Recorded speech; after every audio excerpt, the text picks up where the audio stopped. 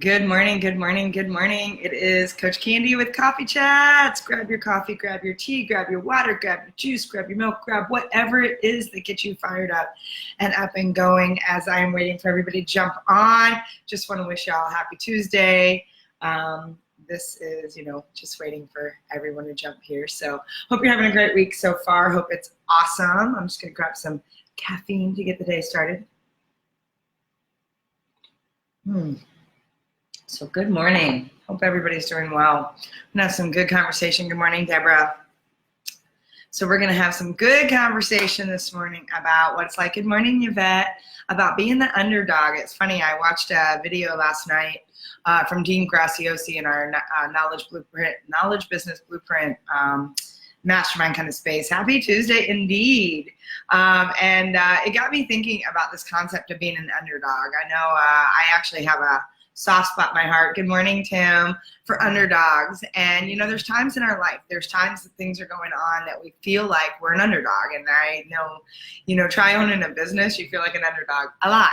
And I think about what happens when you feel like the underdog, right? It's that space, good morning. It's that space to think about, okay, so you're the underdog. So what, right? What next? And I don't know what motivates you. I don't know what fires you up. I know for me, a lot of times it's when people tell me I can't do something.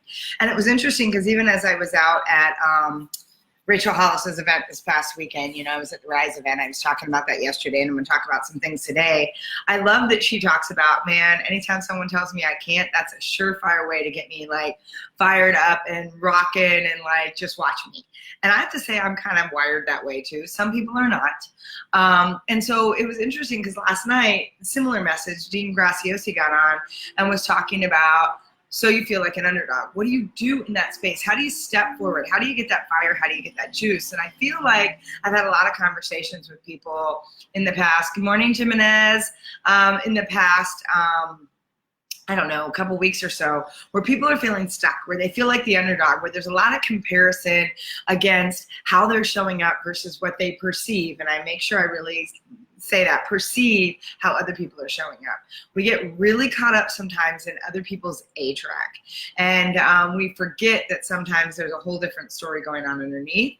And whenever we're putting focus on someone else, whenever we're comparing ourselves, whenever we're out there too busy worrying about what someone else is supposedly doing, we're not focusing on opportunities to fuel our own selves, right? To kick our own butt, get the light underneath us lit, to fire ourselves up. And so I want to think about those moments where maybe you felt like an underdog. Maybe you're feeling like an underdog right now.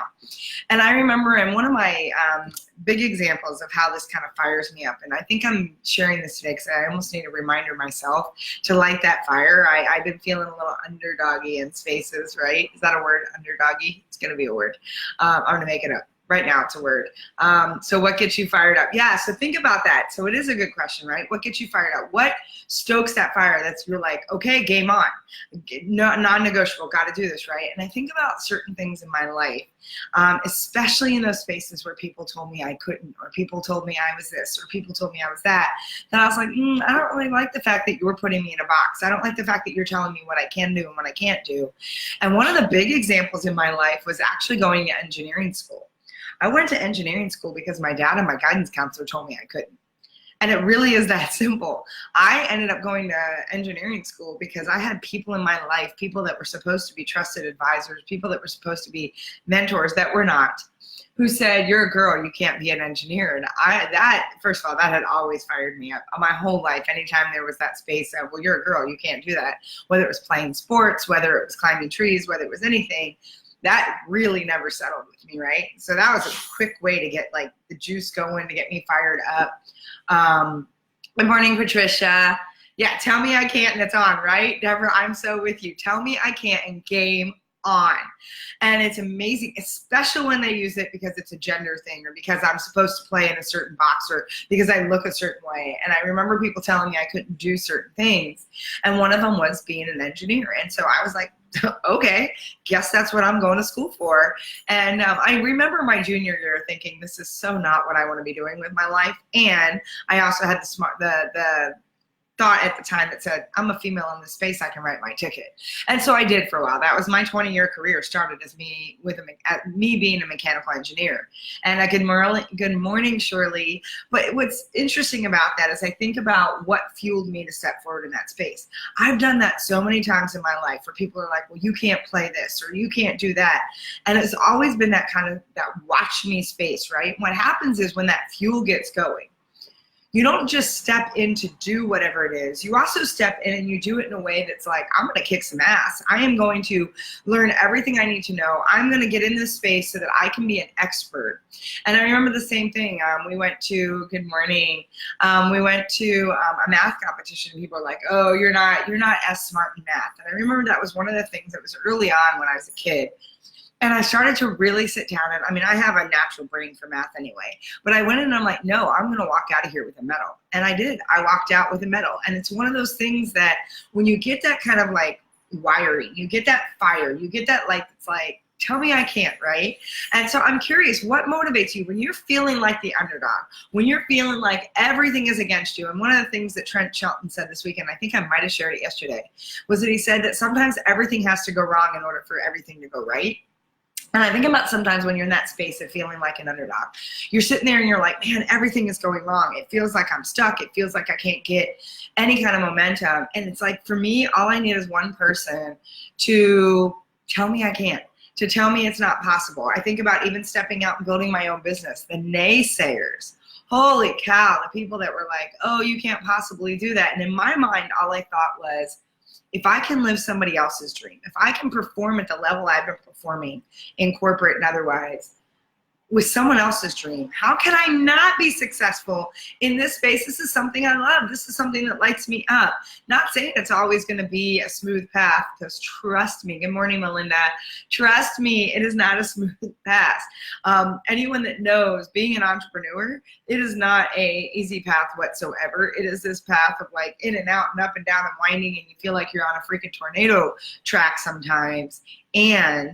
But there's a lot of that fire that I think about, you know, Deborah saying, tell me I can't, and it's on. And it was interesting because Rachel Hollis and her husband Dave were talking about that this weekend at Rise. And he told a story, and obviously I'm not going to do it nearly the justice he did, but he was talking about how Rachel has this saying that always gets him kind of going, because he's the pragmatic one, obviously. And Rachel will say something like, I've got an idea. And he's usually like, oh crap, here we go, right? And so she had earlier on in her career had said that she wanted a nationally syndicated show for what she was doing at the time, event planning. And he's like, because he comes from the television industry, right? For those of you that don't know, he's actually was a sales executive for Disney. I mean, he's played in some big ponds. He's been in the TV industry, movie industry for a long time. And he made a comment to Rachel about how she had a 3% chance of making that happen based on what she wanted to do and where she was at. And he's like, you know, fast forward 8 months, and she puts this box in front of him, this beautifully wrapped package, this present. And he goes, what's that? She goes, oh, you bought me a present. And he told the story, which made it even funnier and more impactful. And he goes, and so she just opens it really, you know, slowly, and out she pulls this bracelet that has this little charm on it. And on the charm it said 3%. Because then she slid over the papers that showed that she just got syndicated or just got the position to have a nationally syndicated show for her event planning. And so he's like, man, she is one of those that when you say don't, you say stop, you say 3%, she's like, okay, game on, right? And so I think that's funny, because I want to think about the 3%, you know, space. I want to think about who in your life is telling you there's a 3% chance. How many times have you told yourself there's a 3% chance? And is there a way to get yourself fired up to be like, game on? 3% chance means there's still a fighting chance. And I'm curious, because like I said last night, good morning, Winnie. Last night, as I was watching Jean Graciosi's Facebook Live in our group, it was the same concept. It was all about this idea of what happens when you're the underdog, right? What fires you up when you're the underdog? Do you let yourself, and this was the whole space that Trent Shelton was talking about, right? Perspective is either your prison or your power. So do you let yourself fall victim or fall into the space that's like, okay, well, I guess 3%, I guess I can't do this, game over? Or do you let it fuel you and you're like, okay, watch me. And you let it be that fire that steps you forward. Because here's the thing. First of all, most people, if they hear your big, audacious dream, that dream that makes other people embarrassed, right? That dream that is so big that it's kind of like scary and daunting, and other people are like, holy crap, she makes that happen or he makes that happen. That's like a little crazy, right? That's a little, it makes people nervous. Because here's the thing, if it's never been done, of course people are going to be fearful of it. Of course people are going to think it's not possible because no one else has ever put it out there in that capacity. So the thing is that when there's people or you even saying that, 3% chance, or man, there's not a snowball's chance in hell. That was always the one I got from people around me. Candy, there's not a snowball's chance in hell. I'm like, you just wait, right? And so I don't know, there was something about that just like lit a fire inside of me, lit a fire under me to say, but there is a chance. Even if there's a 3%, there's a chance, and I want to be the person to prove that wrong. And so, you think about that space. Good morning, Martha. When you're feeling like that underdog, when you're feeling like, all the chips are against you, when you're feeling like, there's nothing you can do. And Steve Jobs used to say, every invention, every creation was done by someone like you and me. So think about the fact that somebody had to start the movement first. Somebody had to put the motion, the foot in motion and get momentum going. Somebody had to be first to the table. So why not you? Why not you be the person that carves out that niche? Why not you be the person that does this thing? Why not you be the person that uses your voice in that capacity instead of letting those moments when you're feeling like an underdog defeat you? And so here's the thing that I want you to think about this morning. And I'm curious, like I said, where have you felt like an underdog, and what has been your motivation to get through that, to push through that? What's been the result? And so reminding yourself of that, first of all, oftentimes when there's that 3% snowball chance in hell that we can or cannot do something, think about when something, your own persistence, has said, I'm not going to leave you. I'm not going to let you down. We're not going to quit. And you have pushed through that for whatever reason, whatever motivated you. Think about, one, how you were able to do that, how that felt, and then think about what the ultimate result was on the end. Did you create something more for yourself? Did you create something that was bigger, something that was more impactful, something that opened up access for something more? Did it change you? Did it grow you? And I think about, you can stand in a space when you're feeling like an underdog, and it's really easy. There's so much noise going on right now on social media, in the news, everywhere around you in your communities, that it gets really easy to get sucked into that space of, wow, that's too big. You know what? Why don't you just kind of cool your jets? Why don't you just settle down a little bit? You know what? There's a lot of people that have been doing this before you. You're running behind the 8 ball right now. Whatever it is, whatever cliche, whatever thing that's being said to you, when you sit there and you put yourself in a space to say, I'm feeling like the underdog, do you let yourself feel defeated as well? Or do you like, okay, I'm a little bit of an underdog. And I've always in my heart, it's one of my core wirings. It's part of why I do what I do. Good morning, Tanya. One of my core DNA, hardwiring, energetic blueprint, whatever you want to call it, is that, man, I'll fight for justice for the underdog always. If I feel like somebody is not getting a space to use their voice, if I feel like someone's being bullied, if I feel like someone is, not living in their potential, and many of you know, man, I'm all about lighting that fire under you so you can light the fire within. When you're in that space of those underdogs, I love an underdog. I love rooting in sports for the underdog. I mean, it's been one of my favorite things to do, right? I love a good underdog. And I love when I actually have to take that into my own life and say, man, I kind of like when I'm the underdog too. I like when the odds are against me, when the chips are stacked up, right? And when against me, and it's all in this space, because there's something about that I get to stand up and prove something more to myself. I get to stretch myself. I get to push myself. And sometimes when there's not opposition, so we get so afraid of opposition, yet sometimes when we don't have that kind of opposition, there's nothing to fuel us to say, I want more. And I think about what Deborah said, she's like, man, tell me I can't, and just look out, right? Game on. And I have always been wired that way, sometimes through my own demise, get that. And I will say that more times than not, though, when I've stepped up in that challenge, I have arrived somewhere that I couldn't even imagine prior to that space. And I think about, there's the cliche saying that's like, where there's a will, there's a way, right? drives me absolutely crazy, which is funny because that used to be my mantra growing up. Where there's a will, there's a way. Where there's a will, there's a way. And what I realized is when I said there's a way, I'm leaving it up to someone else, or I'm leaving it up to chance to decide whether or not something's for me. So when I'm like, okay, well, where there's a will, so if I want something, there's a way. And it's like if the stars align, if the sun comes out today, if it's not humid in Austin, whatever the if then that I play, I'm allowing myself a space to cop out versus that space of where there's a will, look, there's me. There is Candy Barone to say, is this something I want?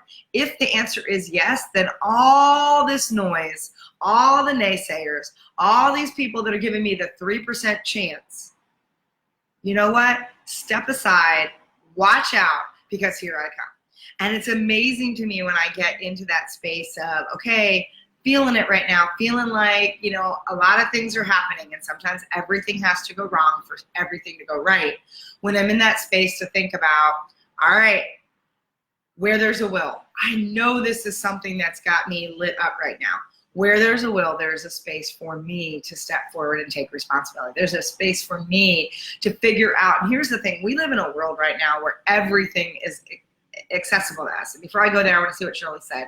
My son says, Mom, why can't you just be happy with the flower truck where it is? It's going good, yada, yada. Why do you need the truck back? Because it's in your heart, right? Shirley and I know you. I know how Lily, and that's the name of her truck, she has this beautiful flower truck that she started here in Austin and moved in. It's in your heart, right, Shirley? Because it's something that is that fire that keeps burning, and because it's not up to anybody else. And because without a doubt that is part of where you're supposed to be putting your purpose in the world, because there's something that happens to you when you're in that truck, with what you've done with that truck, with how you show up with that. And so, yeah, there's a yada, yada, yada, right? There's the Charlie Brown teaching, womp, womp, womp, womp, womp, of people who get fearful. Because what happens when you have those big audacious dreams, when you go out and someone's like, yeah, there's a 3% chance, snowball's chance in hell that that's going to happen, it's because their fears are going like a mile a minute. Because you stepping forward scares them, because it makes them insecure. And a lot of people who hold you back, it's because there's a fear of the distance between your growth and their ability to stay stuck. And that distance gets bigger and bigger the more you step into what's firing you up. And for people that are not willing to come along for the ride, there becomes this separation, there becomes this gap that their question is, are they going to leave me? Are they going to leave me behind because I'm not stepping up? And that's their stuff that they have to deal with, because you're just holding up a mirror that they're not liking the reflection back. But it's that space of where there's a will, there's me, and where there's a will, there's you. There's nothing else. And it amazes me. I have some clients sometimes that'll be like, but I don't know how to do that. And I'm like, okay, there's Google, there's YouTube, and there's Pinterest. You can put a how-to on any of those platforms, and I guarantee there is something out there to show you how to do it. I don't care what it is. How to tie my shoe. Oh my gosh, you can go out there and find a video that shows you all the different ways that you can teach your kids on how to tie their shoe. You can go out there and say, how do I make a sales call? How do I build a training platform? How do I do a funnel? How do I do, because I get people in business who'll say, I don't know how to do that. Great, I didn't know how to do it either. I have someone that was just looking at, I'm about to launch my new website. You can go to my old website and see it. It's already up, but I have a couple tweaks on it. And someone's like, you built this yourself? I'm like, yeah, I built it in Kajabi. And they're like, how'd you do that? I'm like, a lot of tutorials, a lot of getting in and playing around, and I built my own website. I built my own training platforms. I built those of you that are in the Yes program, the Yes Monthly program, all of that I built. Did I know how to do it from day one? Absolutely not. Absolutely. But if I sat there and was like, well, you know what, Candy, you're not really naturally gifted in this space. This isn't your space. And I let that defeat me, I wouldn't be able to be doing the things that I'm doing. There's a learning curve always when you don't know. And so, but we also live in a society, in a time where everything is accessible to you. There is anything you could possibly imagine, whether it's through a coach, a mentor, training, or a video or something online, that you can figure out how to do everything. So when you hold yourself back, when you're feeling like the underdog and you're like, I can't, I don't know how, I want you to put that word yet on the back of it. I want you to say, I don't know how yet to do this. Because when you're feeling like the underdog, that word yet alone can shift you and step you into a different space. So I'm curious, what other ways, and Shirley, thank you for sharing that. Some of the rest of you, when have you felt like an underdog? How have you gotten through that, and how have you felt on the other side?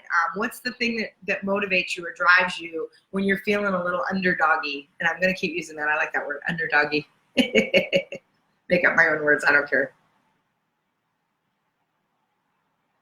So I'm curious. I'm curious from some of you that are on. I know there's a little bit of a delay, so I'm just waiting. Because that space, right? We have days, I mean, I've had days consistently that I felt underdoggy, that I felt like, man, I'm behind everyone. I look at some of my peers, I play in some groups where sometimes it's hard not to do the comparison. I have people out there that are just, their platforms, their followings, the things they're doing are so much bigger than mine. And there's days that I just feel like, man, I'm never going to catch up. And then I have to remind myself, maybe it's not about catching up. Maybe it's not about catching up at all. Maybe it's about blazing an entirely new path that has nothing to do with what I see out there. Maybe it's something else. Maybe I get to be the person to open up a way to do something that's never not been done, or it's done differently. And here's the thing, even if you're going out doing things that are, quote, already been done, it's never been done with your voice. It's never been done with your heart. It's never been done with your stories. So when you sit there and you're like, yeah, I feel like an underdog because there's already, this is already a saturated market, or there's already too much of that out there. So what?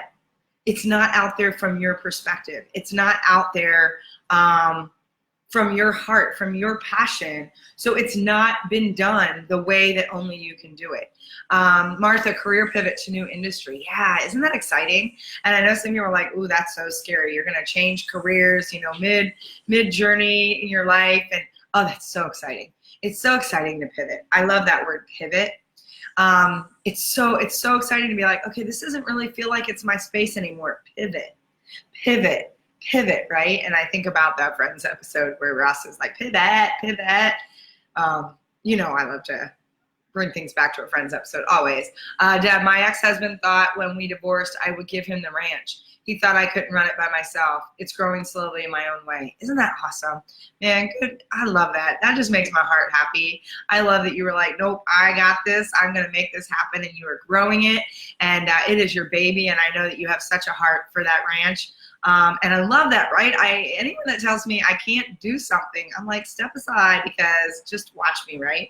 It's never been done with your voice. Love that, right? Think about that, because there is nothing, truthfully, there's no original idea. There's no anything out there. There's a new way that maybe you're going to do it, a new way you're going to introduce it. But as far as what we think and what we teach and all that stuff, it's been done. It's out there. A lot of what I'm teaching comes from 1800s, 1700s. It's stuff that's old philosophers. It's been brought forward into modern day conversation, and nobody can do it the way I do. It's like when I have clients that'll say to me, Candy, teach me to be you. And my response is always no. And I get people that'll say, ouch. And I'm like, no, hear what I'm going to say. I will give you every tool. I will give you every system. I will give you every way that I train. I will give you the package. I will give you what I've built. By the way, for those of you that are interested in doing what I do, and I've had that conversation around, Candy, teach me to do what you do. Teach me to be you. I'm not going to teach you to be me, but I am going to give you everything that I have ever built, everything I've extracted, everything I've put together to build a training and coaching business, a successful training and coaching business. If you are interested, please reach out to me, because I am launching the Facilitator Coach Training Certification Program in September, and that is exactly what I'm giving you, is all of that.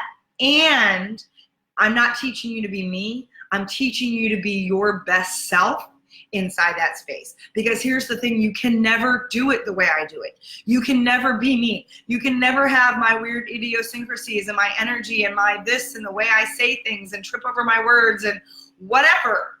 Even if you try to mimic everything I say, it would fall flat, because it's not authentic to who you are. It's not your energy. It's not your language. It's not your pace, your volume, your anything. Because you and I could be in front of an entire room and we could say the same thing, have the same mannerisms, and yet our energy will still attract different people.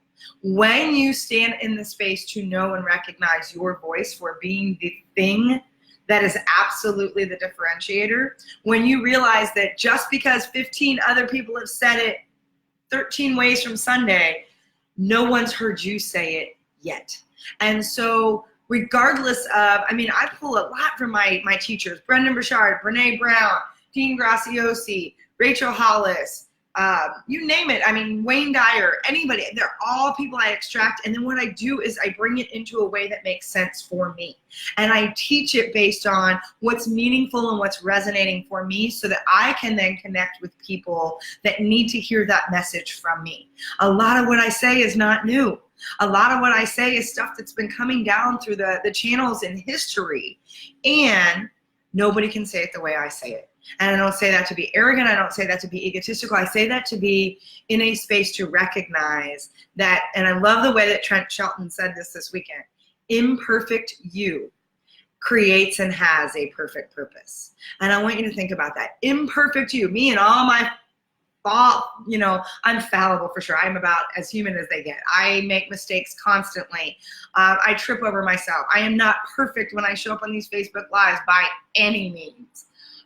There's days that I am seriously a hot mess and just batshit crazy. Let's just be real.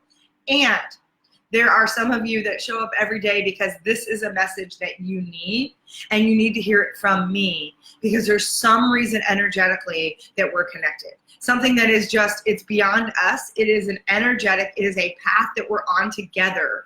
And all I'm doing is becoming that lighthouse that is attracting my tribe to hear how I synthesize and process that information and put it out there. And so when you're feeling underdoggy, when you're feeling like you are behind everybody else, recognize that no one can put that unique voice print on it the way you can.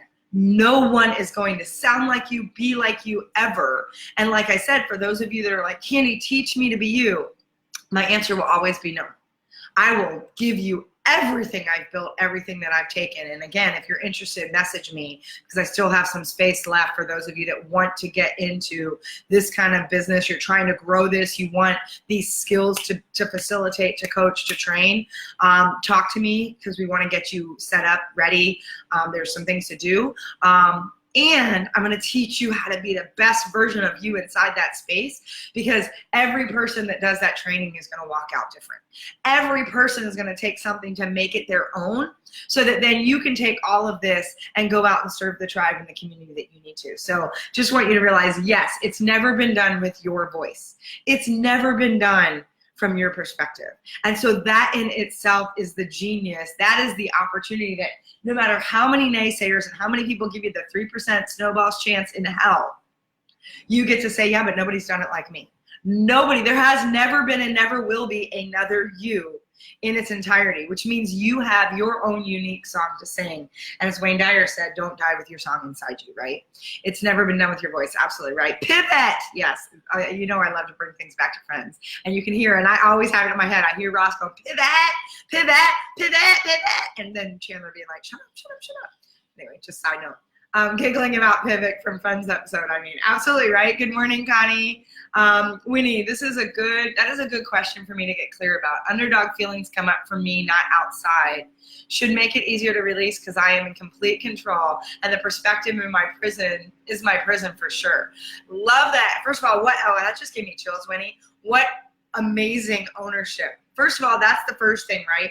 When you are feeling the pain of something, when there's trauma, the first step is ownership, or the awareness, right? It's the space to say, I recognize something's getting in my way. The second step is ownership, is to say, okay, what is my role in this? Where am I limiting myself? How am I, what am I doing to get in my own way? And the third piece is once you've then gotten through the awareness and ownership is to share out that perspective, is to share out your gifts, is to share it. So think about that when you're moving from pain to power, which our perspective when it's keeping us prisoner is simply a pain, because what we're doing is we're creating fear. We're creating that space of anticipating what might happen on the other side, and it's our opportunity to change what we think is on the other side, right? It's to stop, it's taking the what if and turning it into an imaginative. And so when you think about, well, what if I can't do this, and you're playing that underdog space, change that to say, imagine if I could kick some serious ass, right? Because I use language like that. That's what gets me fired up. It gives me the punch. And I think about that meme that says, what if I fall? And it says, darling, but what if you fly? And so I would rather think about, okay, I could think about what if I fall flat on my face, which by the way, when you don't know something and you're first learning it, yes, just accept the fact that you're going to fall face first, down on the pavement. When you put yourself in the arena for the first time, you will get your ass kicked. If you've ever watched any of Brene Brown's stuff, it's not an option of if I will get my ass kicked. It is you will most definitely get your ass kicked. You will fall face first, down on the pavement. You are going to face plant, belly flop, whatever it is. If you don't know how to do something right now and you're putting the effort to do it the first time, you are not going to be an expert. You are not going to crush it. You are going to trip, fall, get bloody, and you're going to get your ass handed to you. Period. When you own that and accept that and recognize that that is part of the process to step forward, you stop letting yourself be prisoner in that space to be underdog, and you start to move yourself forward. So I love that, Winnie. I love that. Ownership of that. So Chef says, what gets me fired up to push through is blurry right now. And I think, Winnie, I was just going to say, Yvette, thank you for saying that, because I think many of you are feeling that right now. And I think one of the reasons, and honestly, I'm saying this today because as I heard it all weekend long from Rachel and Dave Hollis, and then first thing last night when I get onto my group for Knowledge Business Blueprint and Dean Gracios is saying the same message, I'm like, okay, it's dropping in. And by the way, I had a weird thing this morning, and I need to go find out the significance of it, because lately I've had two things showing up really weird. One, like in the span of a week, which I did look up and look at kind of clearing things out, different ways unicorns have shown up for me 8 times in a week. It was crazy, whether it was something was said to me, a picture, my birthday, like the way that things were, my birthday bags or card, it was crazy. This morning, and I need to look it up, freaked me out. Bugs don't bother me, but when they're like on, all of a sudden I'm like, well, I thought it was just a tree limb or something, because my hair is short. It's not like I was like, oh, it was a walking stick about this big, like bright green, not even exaggerating, that sucker was big. And they pulled it out and it jumped, it scared the crap out of me, but I'm like, there is a symbolism. I haven't seen a walking stick in so long, and I want to see what that means, but there is something about the fact that that was on my right shoulder, which is your doing space. And I'm like, I gotta go find the symbolism on that. But what I wanna say about the space of, I feel like it's blurry right now. I feel like I'm unclear about what fires me up. Part of that is because we've allowed so much noise. And for those of you, we get in this space of, you know, we're just pushing, we're in the motions of things, and things get blurry sometimes because there's so much going on in our peripheral. There's so much going on outside of this that we haven't gotten back in to say, in this season, and here's the big opportunity. It's in this season of your life, because what motivated you 5 years ago, 5 months ago, may not be what motivates you in this moment. It may not be where your fire's coming from. And what happens is we get locked in sometimes to a mindset that says, well, this is what motivates me. I know that. And then we can't understand why we're feeling blocked or stuck. It's because that motivator's changed. Something about how we fire ourselves up, something about how we stoke the flame has changed in the last week, in the last year, in the last month, and whatever it is. And we haven't gone in, and even those of you that meditate a lot, and those of you that go quiet, sometimes it's an opportunity to ask a different question inside of that space. And it could even be going into a meditation or going into a space that says, so what fires me up? Where is that core passion for me? And tomorrow night, I'm actually going to do a live stream. This has really been showing up from this weekend, is the fact that I want people to stop looking out. What happens is people think, I got to find my purpose. I'm trying to find what makes me fired up, what gives me passion, and the thing is it's not an out game. It's not anything you have to find. It's something you have to allow yourself to settle into. It's already with you. That fire is already with you. That passion, that purpose is already with you.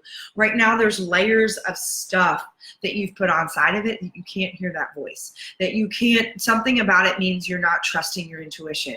You're not leaning into something that says, oh, maybe it's not this big, like, wild energy that used to be. Maybe it's something more subtle.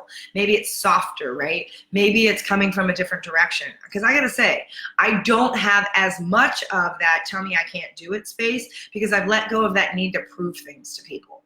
Now, that being said, I can still tap into that. But some of my motivator and some of my fire comes from a deeper place of, oh my God, if I'm not doing this, I'm not serving the people that need me. It's not as much about me needing to prove. So if someone tells me there's a 3% chance, I don't get as much fired up from oh, I'm going to show you now. There are some spaces that still triggers me, and game on. What happens instead is there's a bigger 3% chance. And if I don't step forward, even in a 3% chance, who am I not serving in this moment? Because it comes down to somebody right now needs my voice. Somebody right now needs your voice. And so it comes back to those 3 questions that I've asked. Who are you not serving? Whose permission are you taking away? And who are you not letting shine their light? And so for me, it's more about knowing my purpose. And that if I don't step forward in the space that's scary, if I don't step forward in the space that makes me feel a little underdoggy, I'm being selfish because I'm not clearing a path to serve more people. I'm not clearing a path to lift up more people because it ends up not being about me. Before the motivator was about, I'm gonna prove somebody, well, hell no, I got this kind of thing. I'll show you. Still get that at times. And it shifted into a bigger space of, because I know without a doubt that I've been asked to serve at a high level. And when I choose to allow the underdog to defeat me, somebody's not being served. Somebody's not getting what they need. They're not getting this conversation that we're having right now. I don't know. What's interesting is I get people, I sometimes look at, oh, I've got, 6 people that show up and 4 that are over here and whatever. And sometimes I think, wow, there's not very many people that showed up on the Facebook Live. And then I go back and see some of the numbers and I'm like, holy crap, the reach and the things. And then I get people who are like, I share this around my whole office, whatever. I don't know who's going to see this. And it may not be in this moment that they're here with us right now, but the amount of people that see this, I have hundreds and hundreds of people that see these videos every day that aren't on these calls. And the thing is because there's times I'm like, man, I've been on these things. I feel like I'm not getting the momentum I want. And that's me getting in my underdoggy space. Sometimes I'm like, I don't feel like my Facebook Lives are getting the kind of traction or momentum I want. And then I'm like, but I've got people that need me to serve them. I need to show up in that voice. And so I say that sometimes when we're blurry, it's because the motivators have changed. Sometimes we're asking the wrong question. It's not about, oh, watch me, that's not my fire. It's, okay, then who am I not serving? It's taking yourself out of the equation and moving yourself forward. That's, oh, Martha, good. I was hoping somebody would say that. Walking sticks are good luck. I'm figuring they are. Unicorns are unique and rare and associated with magical potential. Sounds like you to me, Candy. Oh, thank you. Yes, and I will say, looking up a lot of stuff, because I got a birthday card with a unicorn on it. Then somebody gave me a little kid's birthday bag with a unicorn. And then somebody linked up with me that was like unicorn business. Literally and then I literally turned around yesterday and some little girl was wearing a unicorn horn. And I'm like, holy crap, that's 8 times I've been counting. 8 times in a week that a unicorn. And I mean, I love unicorns and I've got some sayings in my house, but for that to be so deliberate, that's the other thing. I want you to watch the signs. Signs are around us all the time, right? You are so welcome, Martha. Thank you for sharing, Yvette. Absolutely. Live your purpose every day. The motivators have changed, yes. And this is one for those of you that, and I want you to think about this as I'm closing things out for today. I want you to think about if you have teams or if you're influencing other people, if you get locked in on, well, I've talked to them about what motivates them. Make sure you're asking that question on a regular basis. What fires you up? And for those of you that were in Yes Monthly, we spent some time defining this, but I want you to define words like success. What does success look like for you? What does abundance look like for you? How to define that? How do you define prosperity? Because here's the thing. When we don't sit in the question to ask ourselves what that means to me right now in this season of my life, because here's the other thing. We compare ourselves so often to people that were like, oh, I want to be doing that. Yet, like for me, I could be building things bigger in one capacity easily, but it would require me being on the road more. And I'm really clear that this is a season in my life that I want to be home more. Peyton is my world, and he is my baby boy, whether people want to believe that or not. He is my family, and I don't want to be away from him 75% of the time. I don't even want to be away from him 40% of the time. So I am building things for this season of my life that allows me to have different motivators, because if he weren't here, I'd probably be doing things differently. And I'm making conscious choices because this season of my life says this is what I want. I don't want to be on the road all the time. I did that in my corporate career. I've done that most of my life. I want to be more grounded. I want to build a home. I want to build a community. I want to build a tribe right in my backyard, which is something truthfully I've never done. And so you need to be mindful of what is driving you for the season that you're in right now, and asking yourself that question on a regular basis of what's the thing that matters most to me right now.